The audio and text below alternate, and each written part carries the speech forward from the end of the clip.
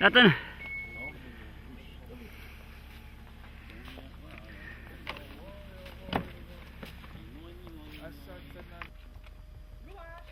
Hey, I want to tell you, I'm putting goulash in here.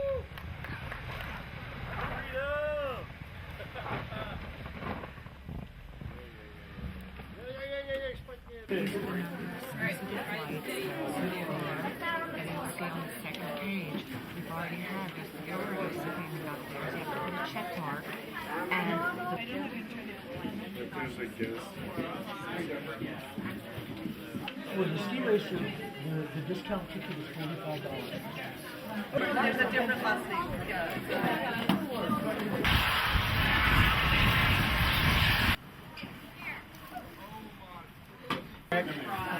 Not Milos. Mira Catalina. Not me, yeah. Tak vidíme, že česká reprezentace. They got in late last night. So look farther, they're not in the top.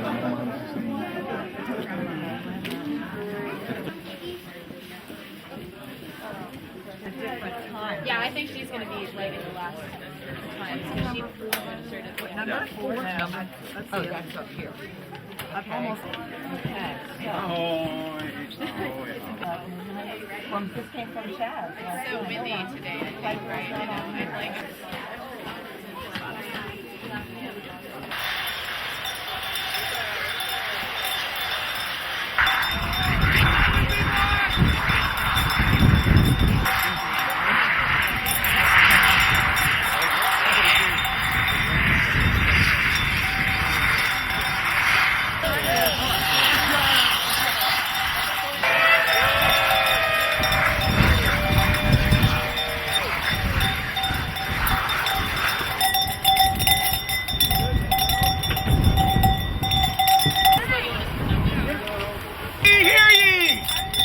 commences the 45th annual Baca Cup International Invitational Ski Race.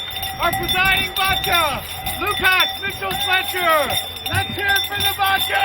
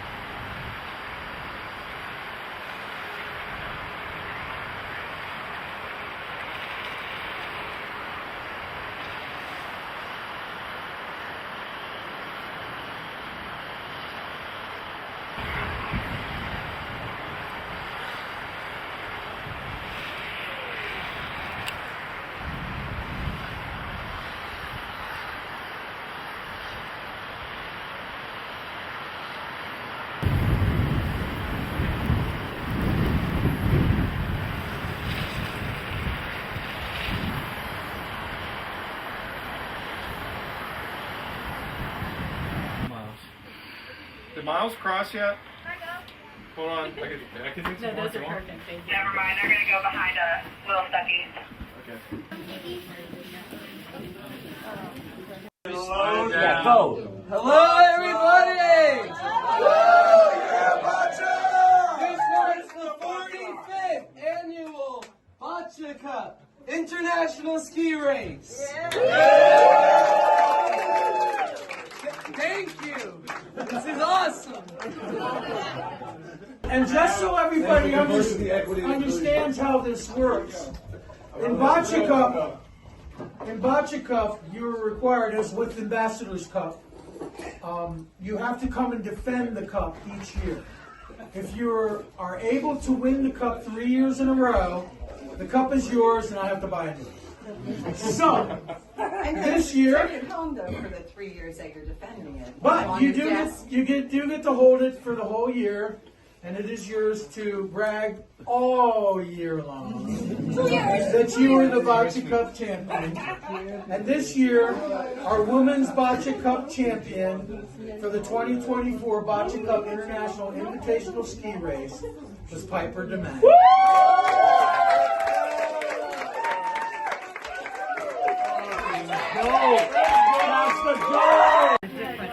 Yeah, I think she's going to be like in the last times because she started what number? Four.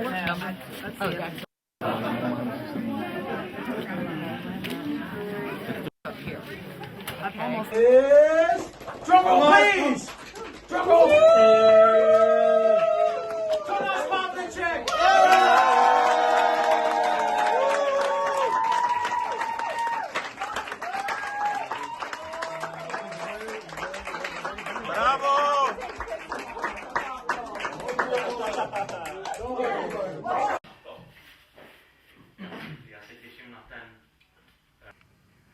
I'm introducing you the attaché to Baca, Carl Fletcher, the person who is responsible for a Baca Cup, about which we will be talking today. Carl, what is the history of the Salash here in these beautiful mountains? Good morning, Dushan. We're so happy to have you here, and the history here really goes back to my father-in-law, Jerzy Václav Parma, who immigrated here in 1962 from the Czech Republic in order to escape communism. And he found the Pennsylvania mountains were very close to his homeland, so he searched diligently, and he found this beautiful mountaintop, as you can see behind us, and he decided that he would settle here, and he would build his home, and he called it Salash. So being Salash and the shepherd's cottage, if you will, he decided this was where he would settle, and the place became known as Salash Hills in our local community. He also helped other wonderful people from the European communities to immigrate here and created this amazing community of European people that we're having the opportunity and are fortunate to perpetuate today. And what is the history of the Baca Cup? How did it start and how it is going on? Well, with his Hungarian friends who lived on the other side of the lake, they were very competitive with every sport in the Nordic possibility. Originally, they started playing hockey down on our little lake here, and they were very competitive with that, but shortly thereafter they decided they would have a ski race because they couldn't agree on who was the best skier. So that was when the Baca Cup originally began. The course would be set on the other side of the hill, and it was a small course, and maybe 25 or 30 people would get involved at that time. And every year they would get together, they would put down any differences they had or, anything that bothered them, and they would celebrate for just one day to share their love of the Nordic sports. And how is Baca Cup progressing now? When you inherited it, how did you continue? When I married the Baca's daughter, he had done the race for many years, and he said, "You guys need to do this because I want you to carry my dream forward into the next generation." And we loved to ski. My wife and I met as skiers, and we fell in love because we both had that same passion. So it was kind of a natural progression when he came to us and said, I'd like you to carry the Baca Cup on. And now, 35 years later, Dasha and I are still doing it. Now, we've evolved the race a little bit over the years, because originally it was just there was one winner male, one winner fastest female, and they could brag all year long about how they were the Baca Cup champion. Well, we decided some years ago that it would be really fun to involve everybody, and that everybody should have an opportunity to win at Baca Cup.